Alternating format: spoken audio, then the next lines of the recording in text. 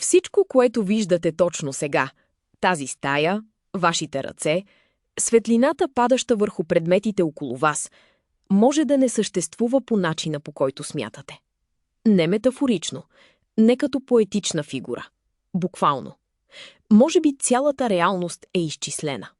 Може би някой или нещо е стартирало програма, в която вие сте само редове код. И тогава се появява въпросът, от който умът се завива. Ако симулацията е перфектна, ако всяко усещане, всяка болка, всяка любов е точно толкова истинска за вас, означава ли това, че не е истинска? Какво изобщо означава думата истински? Откъде знаете, че камъкът, който ритате, е материален, а не просто инструкция за изчисление? Откъде знаете, че вашето съзнание не е алгоритъм, стартиран на сървър, за чието съществуване нямате представа? Именно тези въпроси, неудобни, смущаващи, невъзможни за пренебрегване, ще разгледаме днес. Реалността не е материя. Тя е информация. Помислете за последния път, когато сте играли видеоигра. Планините, които сте виждали на екрана, не са съществували физически. Те са съществували като числа в паметта на машината. И все пак за вашия герой те са били непреодолими. Сега си представете, че системата е достатъчно сложна, достатъчно дълбока, за да съдържа не само образи, но и мисли, и спомени, и чувства.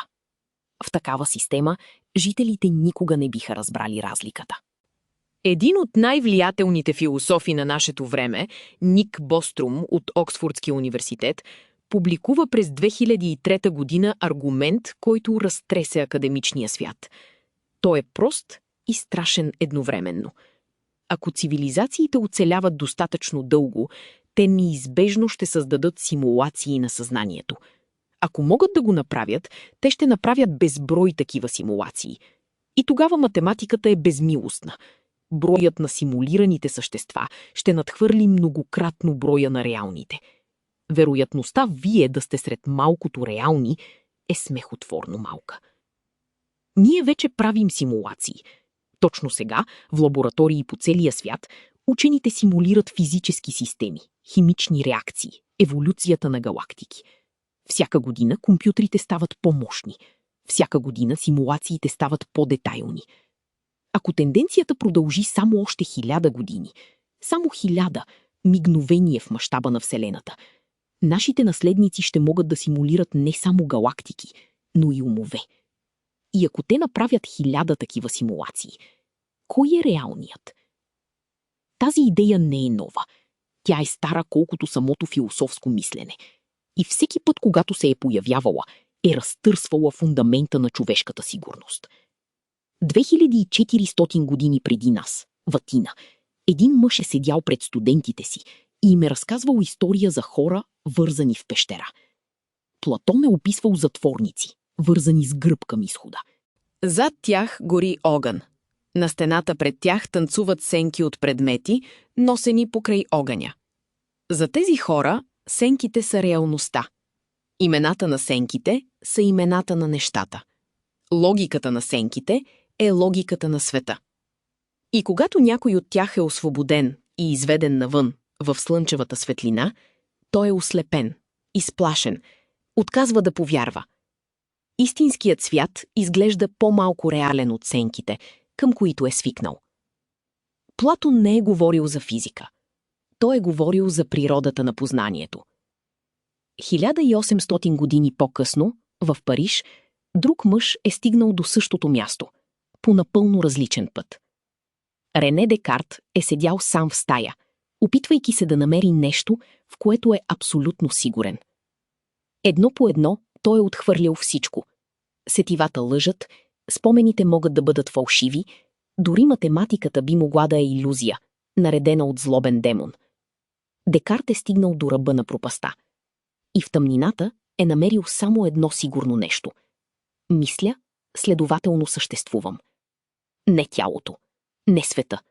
Само актът на мислене е неоспорим. Когато четете за Декарт в учебниците, той изглежда като абстрактна фигура. Но си представете онази нощ в стаята. Студа, тишината и ум, разрушаващ всяко убеждение. 3 века по-късно физиците са открили нещо, което Декарт би намерил за ужасяващо потвърждение. Квантовата механика е разкрила, че частиците не са на точно определено място преди да ги измерим. Те съществуват в суперпозиция от вероятности, като всички възможни отговори едновременно, преди да е зададен въпросът. Джон Уилер, великият физик, ученик на Нилс Бор и учител на Ричард Файнман, е прекарал последните десетилетия от живота си, развивайки радикална идея. Той я е нарекал с 3 думи. То от бит. Уилер е твърдял, че физическата реалност в крайна сметка произлиза от информация. Вселената не е изградена от материя. Тя е изградена от въпроси и отговори. Представете си, че всяко физическо явление в природата – падането на камък, биенето на сърце, сблъсъкът на галактики – е просто резултат от милиарди двоични избора. Да или не. Нагоре или надолу. Тук или там. Точно така работи всеки компютър, създаван някога. И точно така изглежда Вселената на квантово ниво. Но Уилер не е бил сам. В края на 20 век физикът Ед Фредкин е отишъл още по-далеч. Той е предложил идеята за дискретна физика. Теория, според която пространството и времето не са непрекъснати, а са съставени от минимални неделими единици, подобно на пикселите на екрана. Не метафора, буквална структура. И тук физиката прави нещо смущаващо. Тя потвърждава Фредкин. Съществува нещо наречено Планкова дължина. Тя е толкова невъобразимо малка, че ако увеличите атом до размера на цялата видима Вселена, Планковата дължина в тази скала щеше да е по-малка от обикновен атом в нашия свят. Тя е абсолютният минимум на пространството. По-малко от нея не съществува. Нито физически, нито математически. Защо реалността има пиксел? Ако пространството е истинско и непрекъснато, защо не може да се дели безкрайно? Симулацията има нужда от минимална единица. Иначе паметта е безкрайна. Иначе изчисленията никога не свършват. Планковата дължина изглежда точно като граница на разделителната способност. Линията, зад която изображението спира да съществува. Реалността не е материя. Тя е информация. Сега помислете за нещо друго. Скоростта на светлината е абсолютна. Нищо, нито материя, нито сигнал, нито информация не може да я надвиши. Физиците приемат това като фундаментален факт. Но защо съществува такова ограничение? В истински непрекъсната Вселена, защо информацията не може да пътува по-бързо? Всеки процесор има тактова честота. Тя определя колко изчисления могат да се извършат за секунда. Клетките на чипа не могат да комуникират по-бързо от тази честота. Това е вграденото ограничение на изчислението. Скоростта на светлината изглежда точно като такава граница, само че вградена не в хардуер, а в самата тъкан на пространство-времето. Ако бяхте архитект на симулация, точно така щяхте да го проектирате. Тогава идва квантовото заплитане. И то удря като студена вода. Две частици, веднъж свързани, остават координирани независимо от разстоянието помежду им. Измерите ли едната тук, другата, на другия край на галактиката, мигновенно реагира. Не след малко, не с малко закъснение. Мигновенно. Айнщайн е нарекал това страшно действие на разстояние и е отказвал да го приема. Но стотици експерименти са го потвърдили отново и отново. В реален физически свят това е невъзможно. Информацията не може да пътува по-бързо от светлината. Но в симулация двете частици може изобщо да не са разделени. Те са свързани на ниво код, независимо от координатите, дадени им в симулираното пространство. Програмистите го познават добре. Те го наричат споделена референция. Но може би най-смущаващото е открито в самото сърце на квантовата механика. Ефектът на наблюдателя. Електрон, преминаващ покрай два процепа едновременно, се свива до едно конкретно място в момента, в който бъде измерен. Преди измерването, то е вълна от вероятности. Всички възможни пътища наведнъж. Присъствието на наблюдател кара реалността да вземе решение. Вселената изглежда като система, която изгражда детайли само когато са наблюдавани. Точно като модерна видеоигра, която не зарежда далечния пейзаж, докато героят не се приближи. Нещата извън полезрението просто не са изчислени. Представете си, че шофирате по непознато шосе нощем. Фаровете осветяват само участъка пред вас. Пътят зад вас вече е изчезнал от паметта. Пътят пред вас все още не е изграден. Съществува само онова, върху което светлините падат. Именно така квантовата физика описва реалността на субатомно ниво. Нищо не е напълно определено, докато не бъде погледнато. А сега помислете. Всяка сутрин, когато сте в стаята сами и затворите очи, стаята продължава ли да съществува? Физиката не дава уверен отговор. Реалността не е материя. Тя е информация. Но ако живеем в симулация, кой я е стартирал? И защо? Тук науката посяга към философията, а философията посяга към ръба на мислимото. Съществуват три основни възможности. Първа. Цивилизация достигнала достатъчно технологично ниво, ни е създала като изследователски обект. Втора. Ние сме в историческа симулация. Вид лаборатория, изучаваща алтернативни пътища на развитие. Трета. Нашите собствени потомци са стартирали симулацията, за да разберат откъде идват. Всяка от тези възможности е еднакво зашеметяваща и еднакво необорима с настоящите ни инструменти. Физикът Силас Бин от университета в Бон е предложил начин за проверка. Ако Вселената е изчислена върху решетка, подобно на кристална структура на пространството, ние бихме могли да открием следи от тази решетка в поведението на космическите лъчи при най-висока енергия. Те биха се отклонявали по начин несъвместим с непрекъснатото пространство. Биха се държали като данни, сблъскали се с границата на паметта. Все още нямаме достатъчно чувствителен детектор. Но въпросът вече е зададен с цялата сила на физическия метод. И тук се ражда може би най-дълбокото безпокойство от всичко казано досега. Ако симулацията е съвършена, ако всяко усещане, всяка памет, всяка връзка между хората е изчислена с пълна точност, тогава разликата между симулирана и реална Вселена е неоткриваема. А неоткриваемата разлика е ли изобщо разлика? Философите имат термин за това – неопровержимост. Ако теорията не може да бъде опровергана с никакъв мислим експеримент, тя е извън науката. Но симулационната хипотеза се е промъкнала вътре. Именно защото физиката сама е открила следи, които изглеждат като шевове на изчисление. Един от най-странните резултати в съвременната физика е холографският принцип. Той произлиза от работата на Якоб Бекенщайн и Стивън Хокинг върху черните дупки. Те са открили нещо невероятно. Информацията, съдържаща се в определен обем пространство, не зависи от обема. Тя зависи от площта на повърхността, обграждаща го. Не 3 измерения. 2. Вселената може да е холограма. Всичко, което виждате – дълбочина, обем, разстояние – може да е проекция от двуизмерна повърхност, обграждаща наблюдаемия свят. Точно като холографска банкова карта, която съдържа триизмерен образ, кодиран върху напълно плоска повърхност. Вземете в ръцете си такава карта. Завъртете я под светлината. Образът скача в 3 измерения от нищото. Ако Вселената работи по същия принцип, тогава целият обем около вас може да е умел проекционен трик, с код, съхранен на граница, до която никога няма да стигнем. Но може би най-близкото доказателство не е в небето. То е в нас. Дезоксирибонуклеиновата киселина, веригата кодираща живота, е буквално цифрова. Тя работи с 4 символа. 4 азотни основи, наредени в последователности, четени от молекулярни машини и превеждани в протеини. Генетичният код е аналогичен на компютърен код не като метафора, а буквално. 4 букви, 3 значни думи, 64 кодона, 20 аминокиселини. Животът е програма. Клетката е процесор. И тази програма работи без прекъсване в продължение на почти 4 милиарда години. Когато се разболеете, вирус презаписва кода в клетките ви.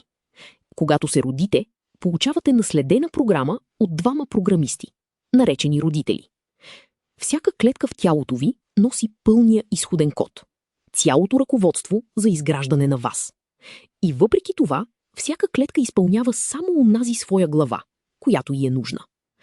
Животът изглежда като информация, претворила се в усещане. И ето нещо, което почти никога не се споменава открито. Ако живеем в симулация, тя е изключително разточителна. Вселената е почти изцяло необитаема. 9,99% от нея, и то с огромен запас, е вакуум, смъртоносна радиация и температури близки до абсолютната нула. Само на неизмеримо малки петна от тъмнината се е появил живот. Защо симулаторът би построил толкова безполезно пространство? Програмистите не харчат памет на празно. Освен ако огромността не е частта от дизайна. Освен ако самотата на нашия малък свят в безкрайния мрак не е посланието, а не грешката. Освен ако мащабът не цели да ни каже нещо за нашата незначителност вътре в системата. Тук симулационната философия се среща с нещо много по-лично. Ако тази реалност е изчислена, дали нашите емоции са реални? Дали любовта между двама души е истинска или е перфектна имитация на любов? Помислете за последния път, когато сте стояли до умиращ близък. Или когато сте чули новина, превърнала живота ви в преди и след. Тези мигове са непоносими в своята реалност. Те се врязват по начин, по който никое изчисление не би могло да изглежда изкуствено. Но точно тук е капанът. Перфектната симулация е перфектна и в болката си. Ако усещането е неразличимо, то е функционално идентично с реалното. Болката, която не можете да отличите от истинска болка, е истинска болка. Реалността не е материя. Тя е информация. Философът Дейвид Чалмърс, един от най-задълбочените изследователи на съзнанието в наше време, е задал въпрос, от който няма лесен изход. Дори ако сме в симулация, дори ако всичко около нас е изчислено, нашият субективен опит остава реален. Самото преживяване, болката, радостта, мисълта в този момент не може да бъде симулирано за нас, защото то се случва в нас. Или може? Ако съзнанието е информационен процес, ако мозъкът е сложен изчислителен механизъм, тогава симулираното съзнание е не по-малко реално от биологичното. Тогава границата между нас и евентуалните ни цифрови наследници изчезва. Тогава въпросът кой е реален губи смисъл. Всяка вечер, когато заспите, съзнанието ви се изключва и след часове се включва отново, без пауза в субективното усещане за идентичност. Паметта е запазена, личността е запазена. Но прекъсването е там, всяка нощ, без изключение. Ако симулацията се паузира и стартира отново, вие не бихте разбрали. Може би вече се е случвало. И ако симулацията може да се паузира, може да се и редактира, може да се премотава, може да се стартира от нулата с различни начални условия. Тогава това, което ние наричаме история, е само един от безброй прогони на една и съща програма. Тогава всяка война, всяко откритие, всяка любов е тествана версия от набор от безкрайно много варианти. А ние сме версията, в която нещата са се наредили точно така. Тази мисъл има едно странно следствие, което рядко се изказва направо. Ако симулаторите са достатъчно мощни, за да създадат нашата Вселена, те самите живеят в по-висша реалност. Но откъде знаят, че тяхната реалност е окончателната? Кой им гарантира, че те на свой ред не са симулирани от още по-висша цивилизация? Симулациите могат да се влагат една в друга като огледала, наредени едно срещу друго. Всяко отражение съдържа безброй по-малки отражения. Всяко ниво е реално за обитателите си. И никое ниво не може да докаже, че е последното. Тук влиза в игра нещо, известно като парадоксът на Ферми. Ако Вселената е пълна с цивилизации, а математиката подсказва, че би трябвало да е, защо не сме чули никого? Защо небето мълчи? Едно от обясненията е мрачно. Напредналите цивилизации изчезват преди да достигнат до нас. Но симулационната хипотеза предлага друго. Може би напредналите цивилизации не изчезват. Може би те се оттеглят вътре, в симулирани светове, по-богати и по-управляеми от физическата реалност. Може би мълчанието не е смърт. Може би е избор. Ние вече правим нещо подобно. Вече прекарваме часове в цифрови светове. В игри, в социални мрежи, в пространства изградени от код, но усещани като напълно реални. Всяка година тези светове стават по-богати, по-потапящи, по-трудни за напускане. Тенденцията е очевидна. Всяко симулирано пространство, което създаваме, е малка репетиция. Всяка виртуална вселена, в която поставяме герои с цели и усещания, е ехо от въпроса, за който не сме готови. А ние самите, чии герои сме? Реалността, каквато и да е тя, е единствената, с която разполагаме. И точно това я прави, по всяка мислима дефиниция, безценна. Но ценността на реалността придобива съвсем различно измерение, когато физиката разкрива колко невероятно е, че изобщо съществуваме. Не в поетичен смисъл, в буквален, изчислен. Вселената, в която живеем, е настроена с точност, надхвърляща всяка случайност. И именно тази точност е може би най-мощното физическо доказателство, че зад нея стои умисъл. Физиците са открили 26 фундаментални константи – числа, вградени в самата структура на реалността, без чието точно значение нищо не би съществувало. Силата на гравитацията, масата на електрона, зарядът на протона. Тези числа не се извличат от по-дълбока теория. Те просто са, такива каквито са, с изключителна прецизност. И всяко едно от тях е настроено така, че при най-малката грешка не би съществувало нищо. Нито атоми, нито звезди, нито вас. Помислете какво означава думата прецизност тук. Космологичната константа, числото описващо енергията на вакуума и скоростта на разширение на Вселената, е настроена с точност до 120 знака след десетичната запетая. Ако беше по-голяма, дори незначително, Вселената щеше да се разлети преди да се образува и един атом. Ако беше по-малка, щеше да се срине обратно в нищо. Когато настройвате радио на точната честота, знаете усещането. Малко нагоре, малко надолу и сигналът изчезва в шума. Сега си представете, че тази честота трябва да е точна до 120 знака. И че при всяка грешна цифра не само звукът изчезва, изчезва всичко. Астрофизикът Фред Хойл е бил един от най-упоритите скептици по въпроса за дизайна на Вселената. Той е вярвал, че всичко има материално обяснение. Но в 1953 година е направил изчисление, което го е разтресло. За да се образува въглерода, елементът основа на целия живот, атомните ядра трябва да резонират точно при определена енергия. Хойл е изчислил каква трябва да е тази стойност и е поискал от лабораторията да я провери. Числото е съвпаднало точно. Хойл, закоравял материалист, е написал по-късно, че не вярва разумен учен да може да разгледа доказателствата за финна настройка на Вселената и да не заключи, че физичните закони изглеждат умишлено проектирани. Признание, извлечено не от вяра, от данни. Когато печете хляб, знаете, че ако пропуснете маята или сгрешите температурата, тестото просто не втасва. Съотношенията имат значение. Последователността има значение. Сега умножете тази чувствителност по 120 знака след десетичната запетая и ще получите чувствителността на самото съществуване.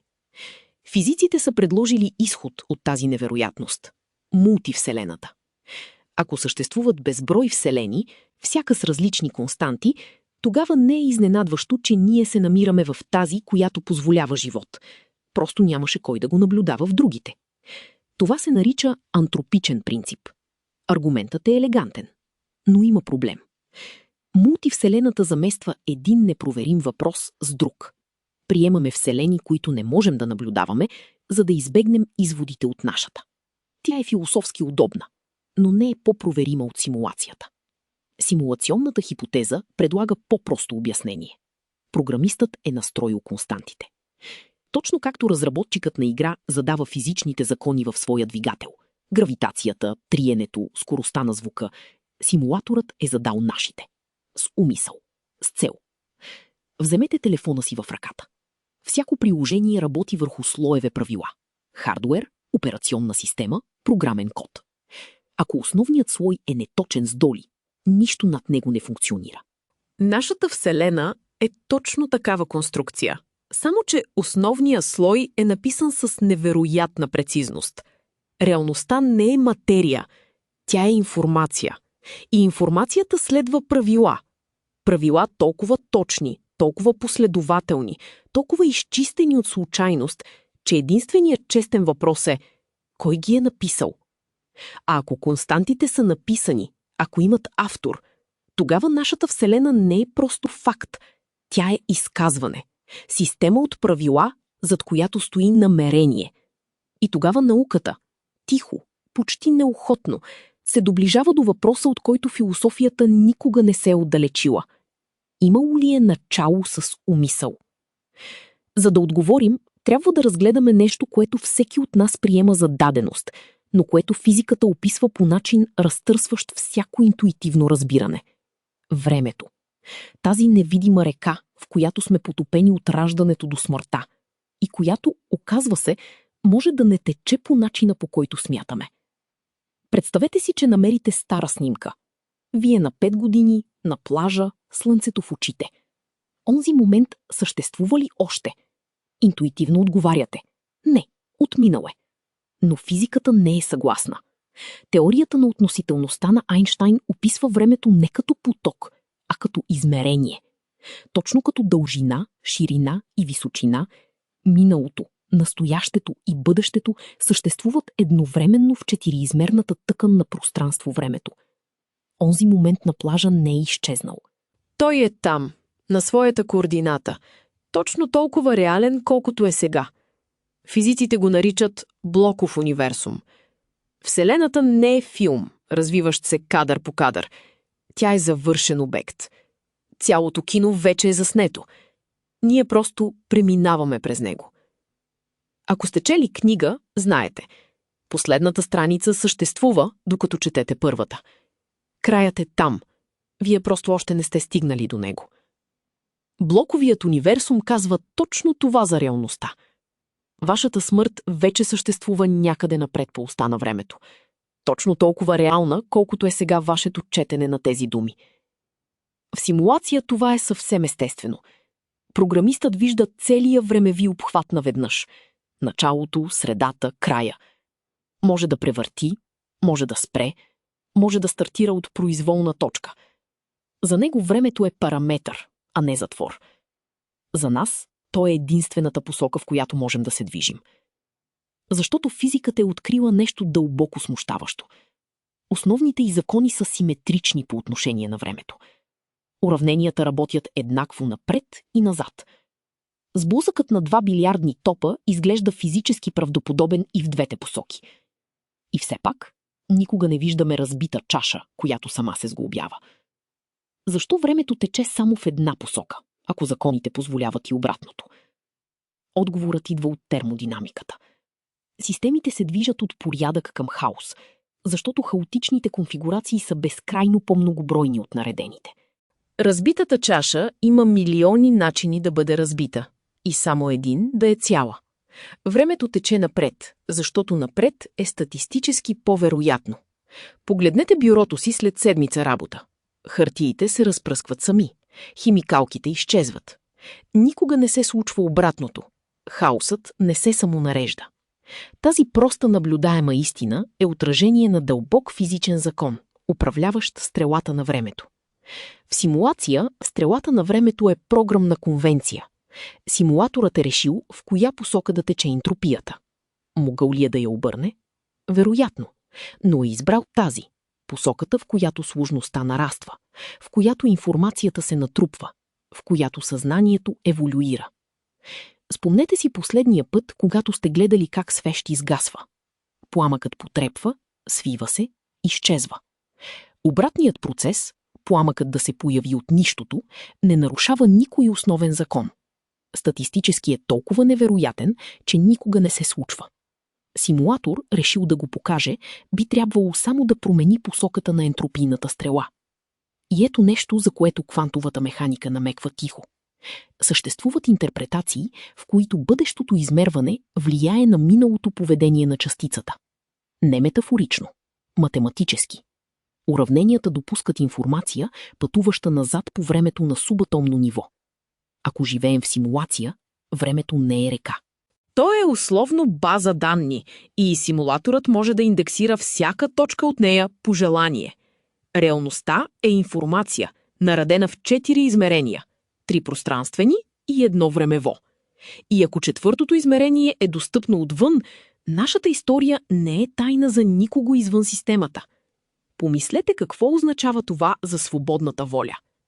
Ако блоковият универсум е верен, ако бъдещето вече съществува, тогава изборите, които смятате, че правите, вече са направени.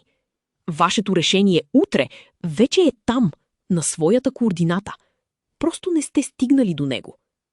Но тук симулационната хипотеза добавя нов слой.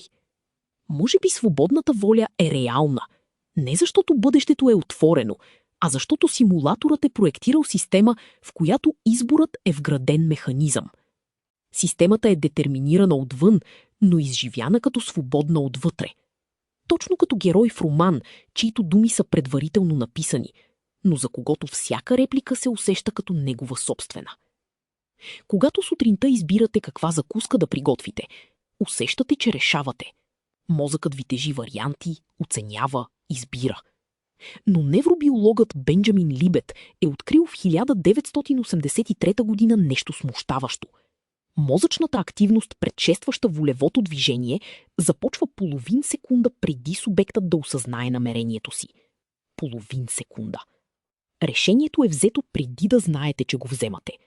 Кой наистина решава? В симулация отговорът е прост и ужасяващ. Системата изпълнява изчислението, а след това го показва на съзнанието като спомен за решение. Свободната воля е потребителски интерфейс. Убедителен, функционален, необходим за преживяването. Но механизмът е под него. И сега въпросът се обръща.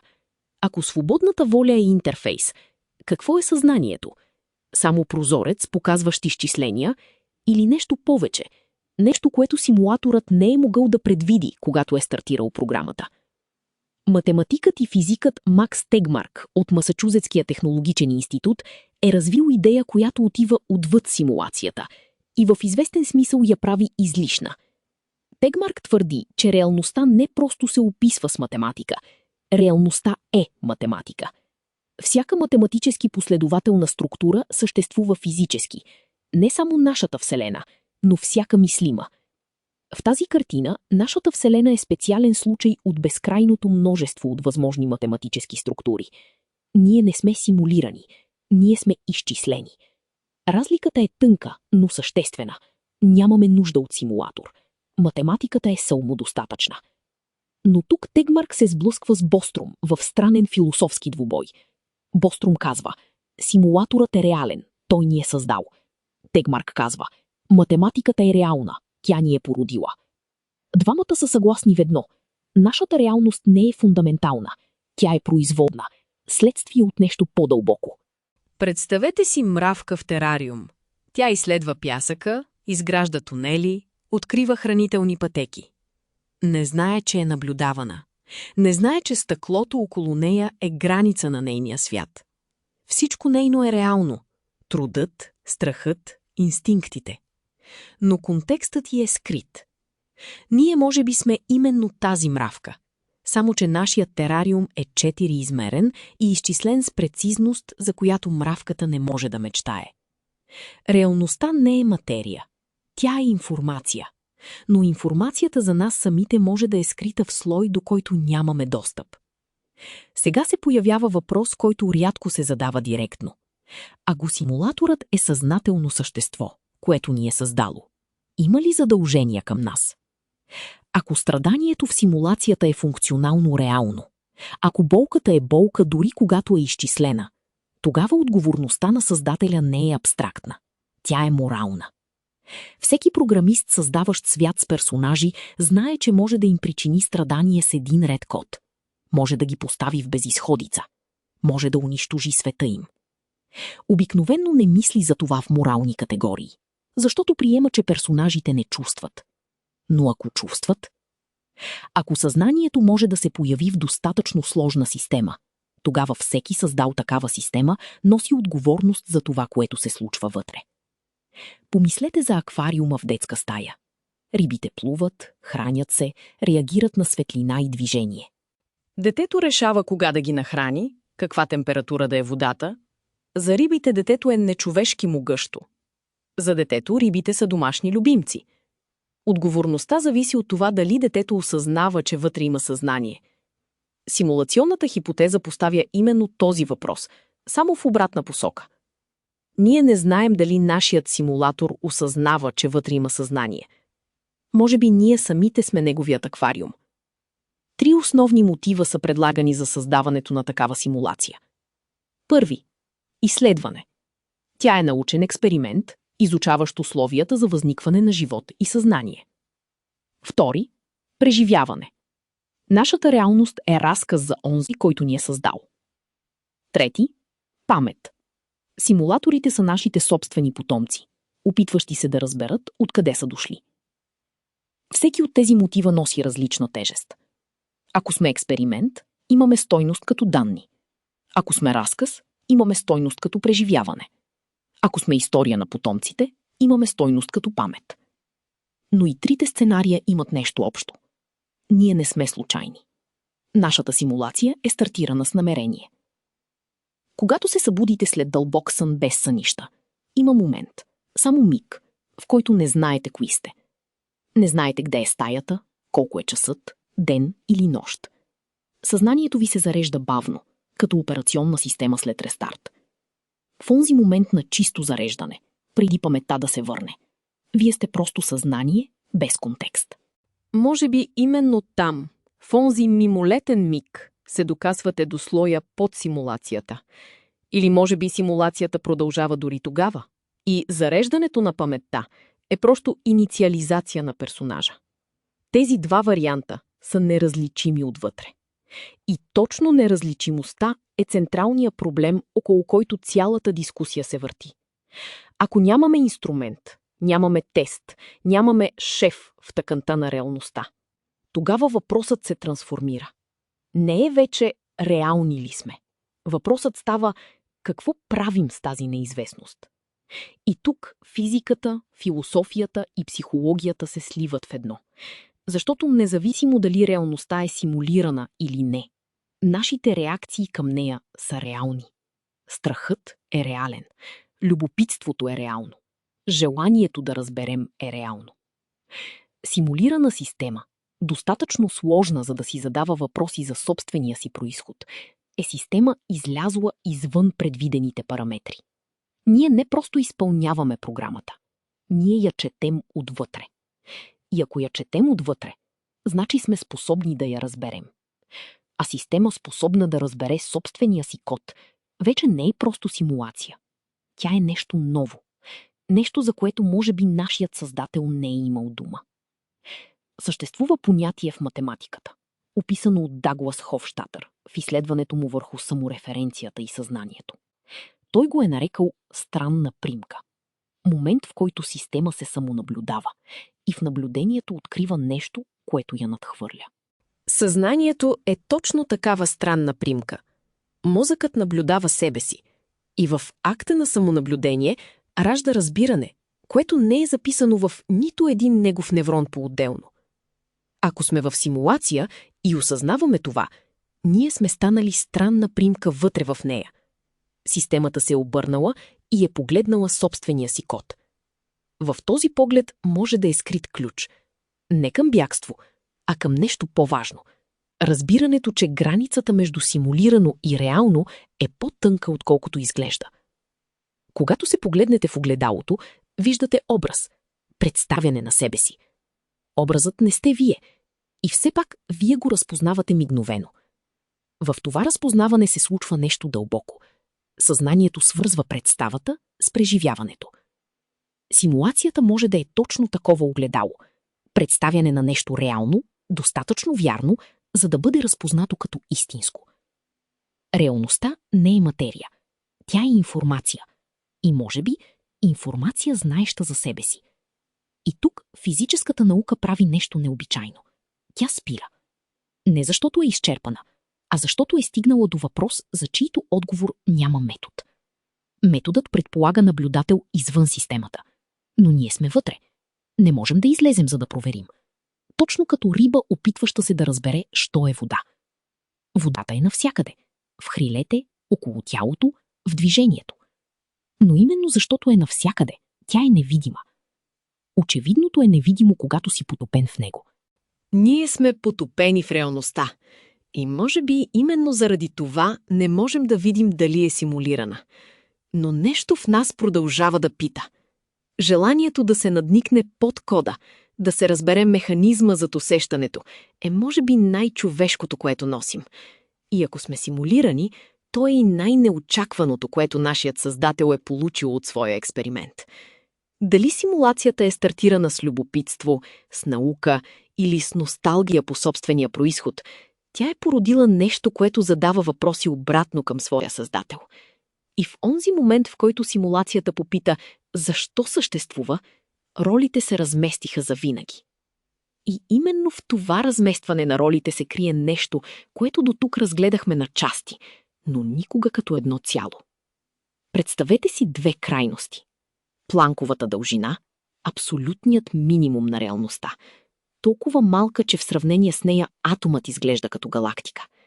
И наблюдаемата Вселена, сфера с диаметър от 93 милиарда светлинни години, съдържаща повече звезди, отколкото зрънца пясък на всички плажове на Земята. Тези две крайности са разделени от разстояние, което умът отказва да визуализира. И все пак и двете се подчиняват на един и същи принцип. На Планковата скала реалността е изградена единица по единица. На космологичната скала холографският принцип кодира цялото тримерно съдържание на Вселената върху двоизмерна повърхност. Едно и също писмо, написано с различна ръка на двата края на битието. Говорихме за видеоиграта, за планините, съществуващи като числа в паметта на машината, а реални за героя вътре в нея. Говорихме за пещерата на Платон, за сенките, приемани за реалност от онези, за които са единственото известно. Говорихме за Уилър и неговото «то от бит», за Вселена, изградена от въпроси и отговори. Сега виждаме, че всички тези образи описват едно и също нещо от различни ъгли. Реалността е представяне на информация, а не самата информация. Когато слагате хляб в тостер и усещате топлината, тя е реална за вас. Но тостерът не знае, че е реална. Той просто изпълнява инструкцията. Субективното усещане, топлината върху пръстите, миризмата, е слой отгоре, за чието съществуване машината под него не знае нищо. Може би именно така стоят нещата и с нас. Физиката е тостерът, усещането е топлината. И симулаторът може изобщо да не знае какво значи да си тук. Нека разгледаме как един и същи принцип се проявява на всяко ниво на реалността. На субатомно ниво частицата не съществува на определено място, докато не бъде измерена. Тя е набор от възможности, не от факти. Информацията за нейното местоположение не съществува, докато не бъде запитана. Системата не се ангажира с отговор, преди да е получила въпрос. На молекулярно ниво генетичният код кодира живота в 4 символа.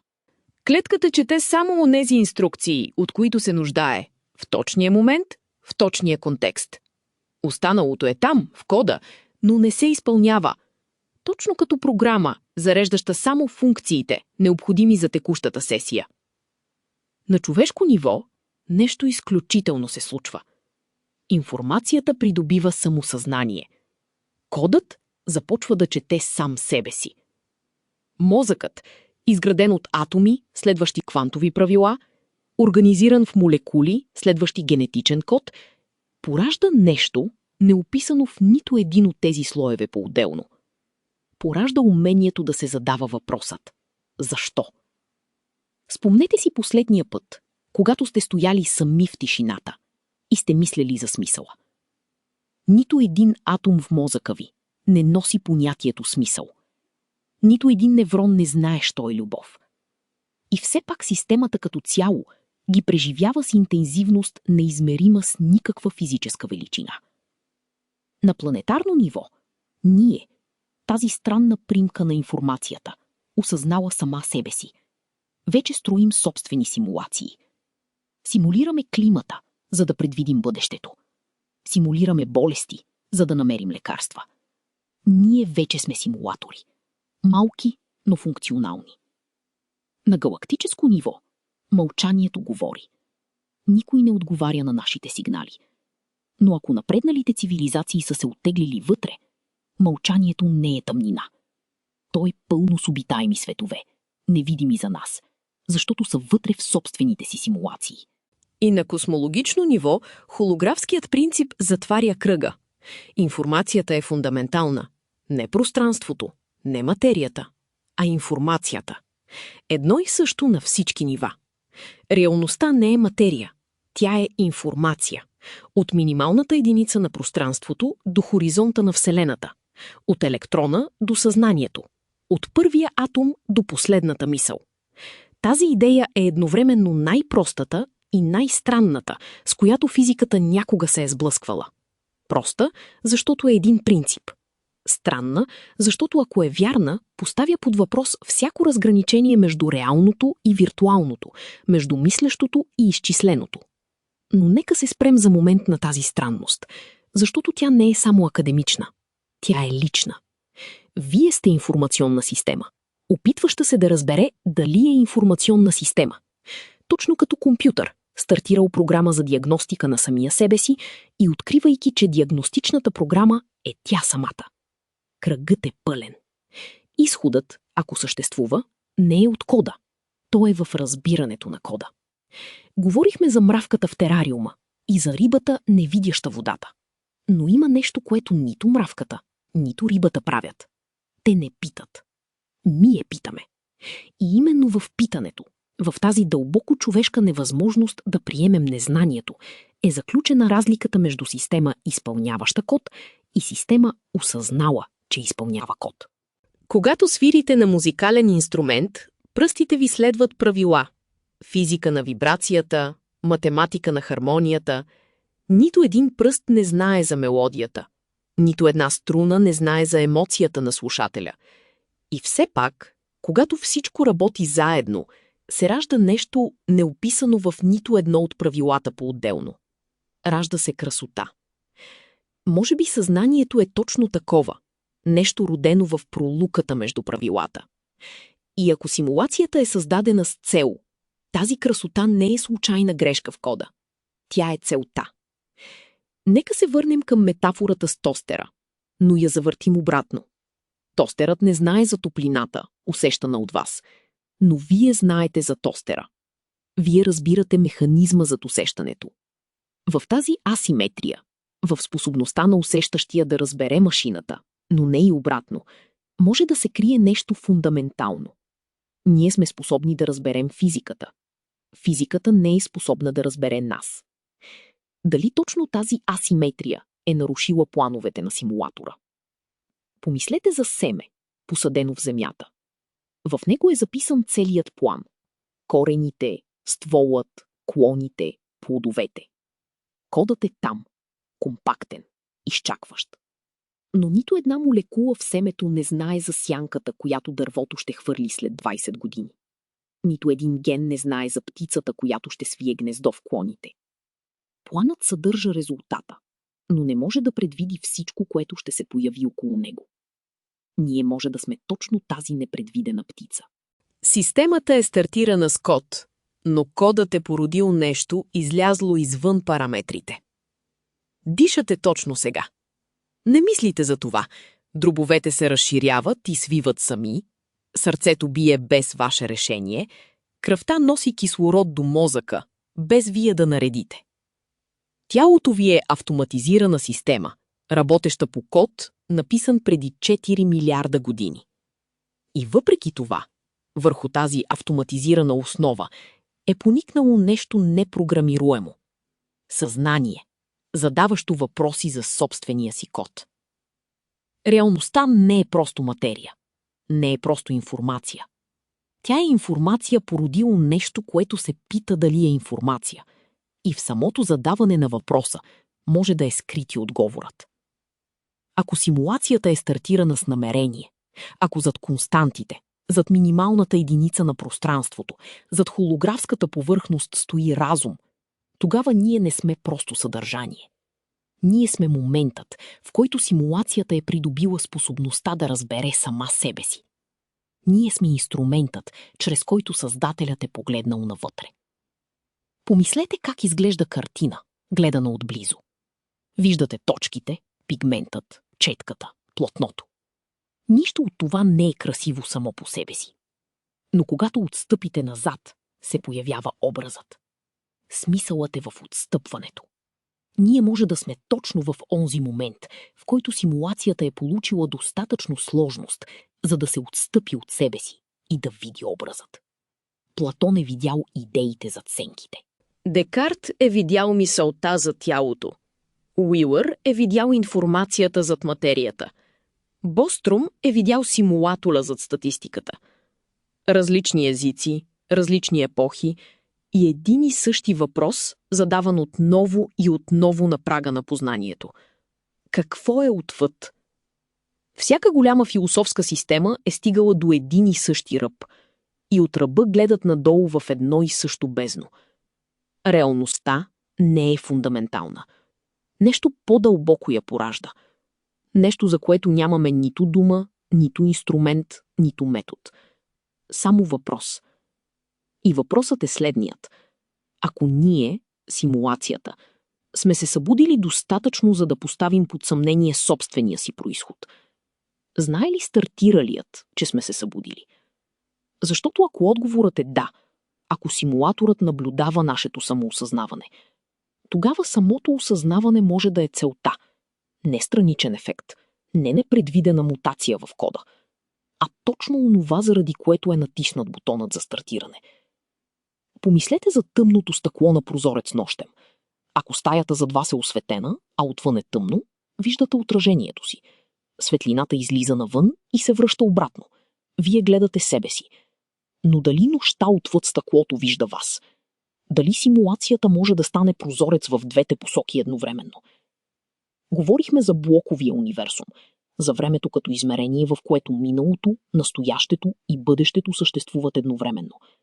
Ако е така, нашето пробуждане, онзи момент, в който симулацията постави под въпрос собствения си произход, вече е там, на своята координата.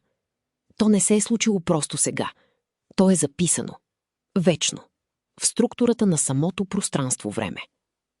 И ако симулаторът е извън времето, ако гледа целия обхват наведнъж, тогава е видял нашето пробуждане още преди да е стартирал програмата. Може би именно за това е настроил константите точно така, не за да се появи живот, а за да се появи живот, способен да постави въпроса. Всяко дете, което за пръв път пита защо умират хората, прави нещо дълбоко революционно.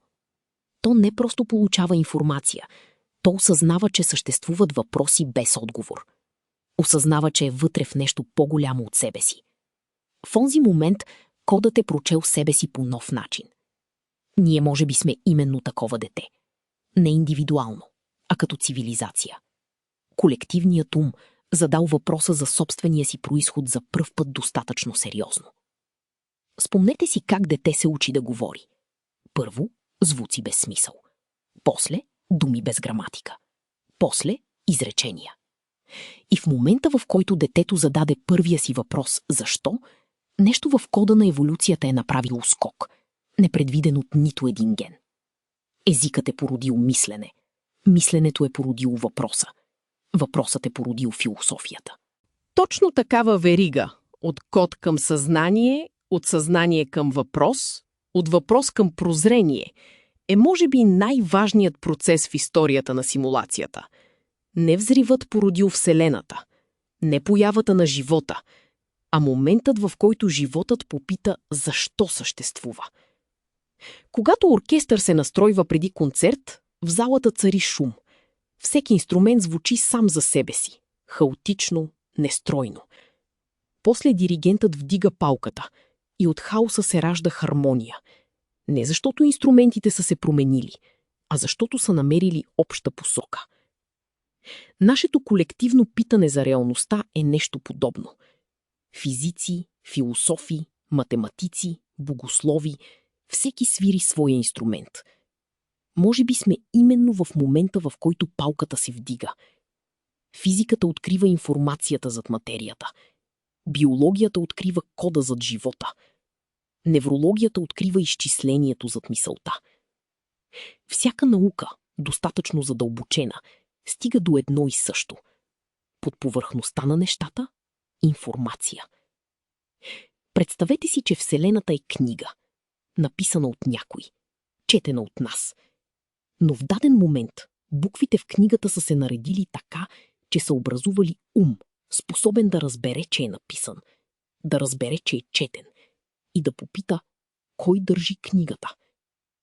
Тези три въпроса – кой е написал, кой чете и кой е буквата осъзнала себе си, са всъщност един въпрос, разгледан от триъгъла.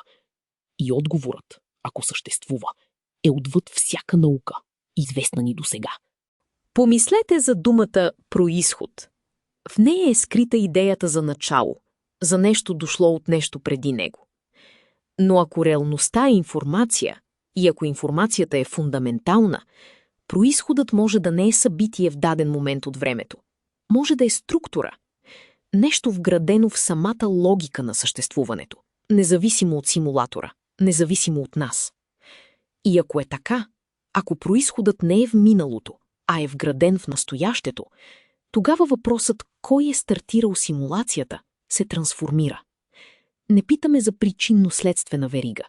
Питаме за смисъл, присъстващ в самата структура на битието. Именно тук физиката спира. Именно тук математиката замлъква. И именно тук, в тишината след последното уравнение, се чува нещо, за което науката няма инструмент. Защото езикът е създаден вътре в симулацията. Думите са инструменти, ковани от опит, натрупан в рамките на системата. И ако се опитаме да опишем онова, което е отвъд нея, с инструменти отвътре в нея, правим нещо дълбоко невъзможно и дълбоко необходимо едновременно. Точно като риболовец, опитващ се да хване собствената си мрежа с ръце, изтъкани от същата нишка. Инструментът и ловецът са от едно и също вещество. И все пак именно тук е величието на въпроса. Той не изисква отговор, за да е ценен. Самото му задаване е промяна. Всяко поколение, задало го по-дълбоко от предишното, е придвижило нещо не в знанието, а в разбирането. Помислете за компас, носен от моряк в открито море. Иглата сочи север. Винаги. Упорито. Без обяснение. Моряк, разбиращ магнетизма, вижда нещо повече от посока. Вижда структурата под видимото. Ние сме в онзи момент с въпроса за симулацията. Компасът сочи, посоката е ясна, но дестинацията, за нея науката мълчи. И мълчанието не е поражение. То е покана. Хоризонтът отстъпва с всяка крачка напред. Можете да вървите цял живот към него и никога да не стигнете. Но именно защото отстъпва, продължавате да вървите. Симулационният въпрос е такъв хоризонт. Не граница на невежеството, а граница на любопитството. Всяка метафора, използвана от началото на тази история, е описвала едно и също явление от различен ъгъл. Видеоиграта показа, че реалното може да е кодирано. Пещерата показа, че виждаме само проекции. Планковата дължина показа, че пространството е дискретно. Генетичният код показа, че животът е буквална програма. Блоковия универсум показа, че времето е измерение, а не поток. Всичко води към едно. Под усещанията стои структура. Под структурата – информация. Под информацията – намерение или математика, или и двете. Когато стоите на брега нощем и гледате в тъмнината над морето, виждате звезди. Но тези звезди не са там сега. Виждате миналото им. Светлина, изпратена преди 1000 години, стигнала до вас точно в този момент. Небето е архив, а не настояще. И въпреки това, усещате нещо живо в него. Нещо, което сякаш ви гледа обратно. Може би точно така стоят нещата с реалността. Ние виждаме не истинската й природа, а отражението й. Забавено, пречупено, непълно. И въпреки това, в него разпознаваме нещо, наречено истина. Реалността не е материя. Тя е информация.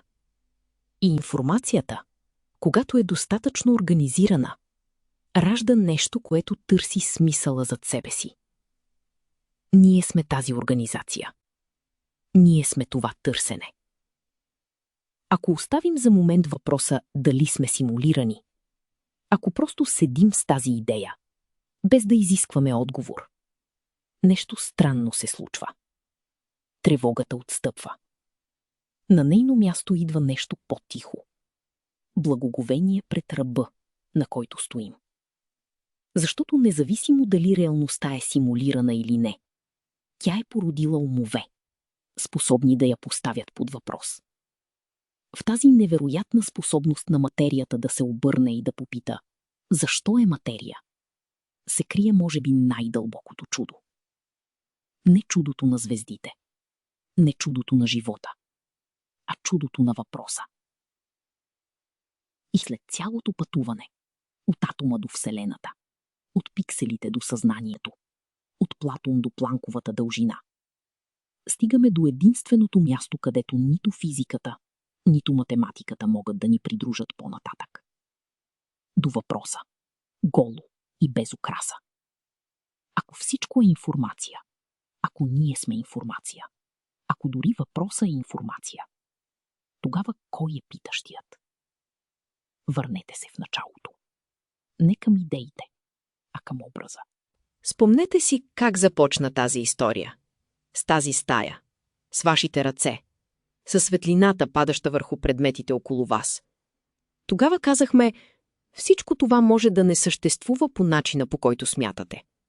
Тогава думата «може» дозвучеше като тревога. Сега, след пикселите и холограмите, след Платон и Уилър, след константите и блоковия универсум, върнете се към ръцете си. Погледнете ги. Те са все същите. Кожата е същата. Топлината е същата. И въпреки това разбирането вече е различно. Ръцете ви не са просто ръце. Те са информация, приела форма, достатъчно сложна, за да докосва и да усеща, и да знае, че докосва и усеща. Те са точката, в която кодът е станал опит. Мястото, където Вселената се е огънала обратно върху себе си и е казала «Ето, аз усещам». Дори ако реалността е симулация, тя е симулация, породила същество, способно да се удивлява. И удивлението не е по-малко реално заради кода под него. От физиката тръгнахме с конкретно и проверяемо. Частицата е вълна, пространството е дискретно, информацията е фундаментална. Но уравненията не описват онова, което се случва, когато четете тези думи, и нещо в тях ви смущава. Не описват защо тревогата от въпроса за симулацията е едновременно неприятна и завладяваща. Физиката ни казва какво е реалността. Тя не може да ни каже защо реалността ражда същества, търсещи смисъла й. Метафизиката не е противоположност на физиката. Тя е следващото стъпало. Онова, което идва след детекторите и уравненията. Тя не отхвърля физиката. Тя я надгражда с въпрос, за чийто отговор физиката признава, че не е компетентна. Защо съществува нещо вместо нищо? Нека стоим за миг с тези въпроси. Не за да ги решим, а за да усетим тежестта им. Ако бяхте открили сигурно доказателство, че живеете в симулация, как би изглеждала утрешната сутрин? Кафето ви би имало вкус. Слънцето би греело. Хората, обичани от вас, биха ви чакали. Би се изменило ли нещо? Или именно тогава всичко би придобило нова стойност? Не въпреки кода, а заради него. Ако симулаторът вижда всичко, ако присъства при всяка ваша болка, при всяко ваше съмнение, при всяко ваше неочаквано щастие, означава ли това, че никога не сте били сами? Или означава нещо по-сложно, за което нямаме дума? Ако съзнанието е информационен процес, ако информацията не изчезва, а само се трансформира, тогава какво се случва с онова, което сте, когато тялото спре да работи? Угасва ли кодът или само се мести? Тези въпроси нямат отговор. Не защото са слабо зададени, а защото изискват гледна точка, недостъпна за нас. Изискват поглед отвън системата. ние сме вътре. Но ако нямаме достъп до гледна точка отвън, ако сме заключени вътре в системата, тогава смисълът не е нещо, което ще намерим нейде, извън нас. Смисълът е нещо, което раждаме отвътре. Точно като светлината на свеща, осветяваща стаята не защото е дошла отвън, а защото е поникнала в средата й. Ние не сме наблюдатели на Вселената. Ние сме нейният акт на самонаблюдение. Всяко познание, натрупано от началото на човешката история, от пещерните рисунки до квантовата механика, е Вселената пишеща дневника си. Не за нас, чрез нас. И в тази роля, на медиатор между кода и смисъла, между изчислението и преживяването, е може би отговорът на въпроса «Кой е питащият?» Питащият е Вселената сама. В нас тя е намерила гласа, с който да зададе въпроса, водещ обратно към нея. Всяка сутрин, когато отворите очи, вие повтаряте нещо дълбоко старо. Светлината влиза в зеницата. Мозъкът строи свят от фотони. Съзнанието се зарежда. И Вселената, в онзи конкретен, неповторим миг, погледна отново. Чрез вас. За вас. Може би заради вас. Не знаем дали сме симулирани. Не знаем дали съществува симулатор. Не знаем дали въпросът изобщо има отговор в рамките на нашите инструменти. Но знаем едно. В момента, в който въпросът е зададен, нещо в реалността се е изменило. Системата задала въпроса за собствения си происход вече не е системата, която е съществувала преди. Ние сме тази промяна. Тази промяна е необратима. Веднъж зададен, въпросът не може да бъде незададен. Веднъж видяна, тайната под реалността не може да бъде невидяна. И именно тази необратимост е може би най-точното описание на онова, което различните традиции на мъдростта навсякъде по света са нарекли с различни имена, но са имали предвид едно. Не пробуждане от сън към будност, а пробуждане от един начин на виждане към друг, при което светът изглежда едновременно по-голям и по-личен, по-неразбираем и по-близък. Помислете за думата «реален». Тя означава онова, което е нещо. Но ако информацията е по-фундаментална от материята, ако кодът е по-дълбок от атомите, тогава онова, което е нещо, е онова, което съдържа информация. И болката ви е информация. И радостта ви е информация. И любовта, с цялата й неизмерима сложност, с цялото й нежелание да бъде сведена до уравнение, е информация. Реална. Напълно и безкомпромисно реална. Когато гледате спящо дете, неговото дишане, тежестта на тялото му, умора по клепачите, усещате нещо, за което нямаме достатъчно точна дума. Нещо между нежност и страх и безвремие. В онзи миг никой не може да ви убеди, че гледаното е изчисление. В онзи миг реалността е абсолютна. Не въпреки невъзможността да я проверите, а именно заради нея. Симулацията, ако съществува, е успяла да постигне нещо невероятно. Направила е незначителното значимо. Едно дете, спящо във ъгъла на Вселената, във ъгъла на безкрайно разточителното пространство, почти изцяло мъртво и студено, е събитие с тежест неизмерима в никакви единици. Може би мащабът не е разточителност.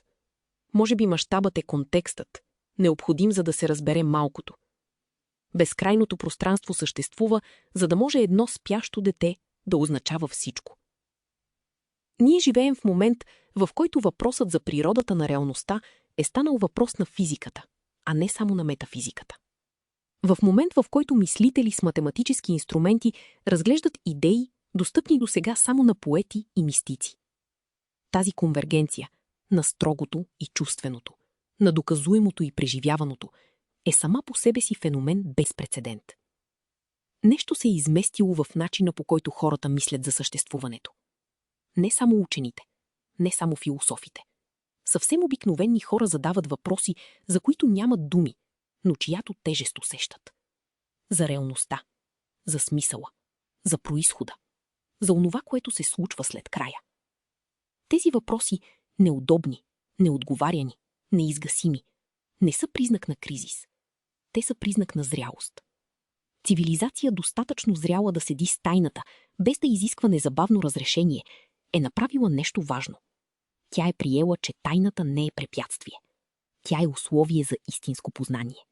Понякога, в тихи вечери, когато шумът на деня е утихнал и оставате само с мислите си, може да се случи нещо рядко. За момент светът изглежда едновременно напълно познат и абсолютно непознат. Стаята е същата. Лицата наоколо са същите.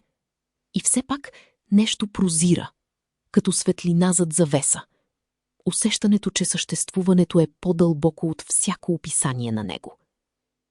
Не знаем дали онова усещане е спомен за базовата реалност. Не знаем дали е невронна флуктуация. Но знаем, че е реално. По единствения начин, по който нещо може да е безспорно реално. Защото е преживяно. Кой е стартирал симулацията? Може би не е най-важното. Може би по-важното е кой си ти, стартираният. Това не е риторичен въпрос. Физиката може да докаже, че пространството е дискретно. Тя не може да докаже кой го преживява. Математиката може да опиши константите с немислима точност. Тя не може да опиши какво значи да бъдеш вътре в система, настроена точно така. Ти, питащият. Ти си необясненото. Ти си онова, за което симулационната хипотеза има данни, но не и обяснение. Твоето конкретно, частно, неповторимо съзнание остава последният ненарушен бастион, до чийто произход нито един модел досега не е стигнал. И може би точно там, в тази неразрешеност, в тази несводимост, в невъзможността да бъдеш напълно описан от никое уравнение, е скритото послание. Не в константите, не в пикселите, а в тебе. Всяка нощ, когато светлините угасват и тишината се просмуква в стаята, вие сте на крачка от онова, което е отвъд думите. Ръцете ви са все същите. Светлината е все същата. Стаята е все същата. Само разбирането се е изместило. Тихо, необратимо, навсякъде и никъде. Въпросът остава. Той винаги ще остане. И може би точно там, в неговото непрестанно присъствие, в отказа му да изчезне, се крие единственото, което може да се нарече истинско. Но нека не спираме там, където спира уютното. Нека влезем в онова, от което философията обикновенно се отдръпва. Ако сме в симулация, ако мислите ни, страховете ни, любовта ни са изчислени от система, за чието параметри не знаем нищо, тогава сме в ситуация, описана само в митологията. Живи пред очите на нечие всезнаещо присъствие, без да можем да разберем неговата природа и без да можем дори да го видим. Религиите по целия свят са изградили цивилизации около точно тази идея. Не защото са измислили отговора, а защото са усетили въпроса. Симулационната хипотеза не отрича тяхното усещане. Тя го облича в нов език. Езикът на информацията вместо езика на духа. Но ето парадоксът, с който всяка традиция рано или късно се сблъсква. Ако симулаторът вижда всичко, ако присъствието е навсякъде, защо ние усещаме толкова дълбока самота?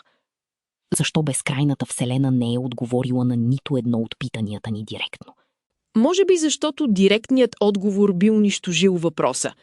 А въпросът е онова, заради което симулацията съществува.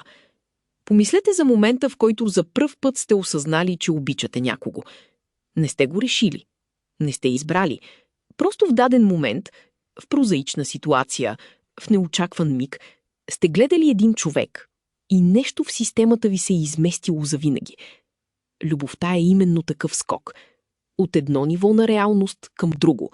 Без предупреждение, без обяснение. Ако любовта е информационен процес, тя е информационен процес, изглеждащ невъзможен. Системата, в която се е появила, не е изчислила своята сложност предварително. Тя е надминала собствените си параметри. И може би именно заради това симулацията, ако съществува, не е затвор. Тя е сцена. Създадена не за да ни ограничи, а за да даде контекст, в който да се развие нещо невъзможно без ограничения. Любовта не може да съществува без смъртност. Смисъла не може да съществува без несигурност. Тайната не може да съществува без незнание. Ограниченията не са провал на системата. Те са нейният дизайн. Когато музиката свърши и настъпи тишина, онова мигновение, в което последната нота е затихнала, но залата още не е прошумяла, в тази тишина се случва нещо необяснимо. Преживяването на музиката е по-пълно, отколкото по времето, когато е звучала. Тишината съдържа всичко, чуто преди. И в нея музиката е по-реална от всеки инструмент, участвал в изпълнението. Може би съзнанието работи по същия начин. То е тишината след кода, онова, в което кодът резонира, след като е отзвучал. Не резултатът от изчислението, а пространството, в което изчислението придобива смисъл.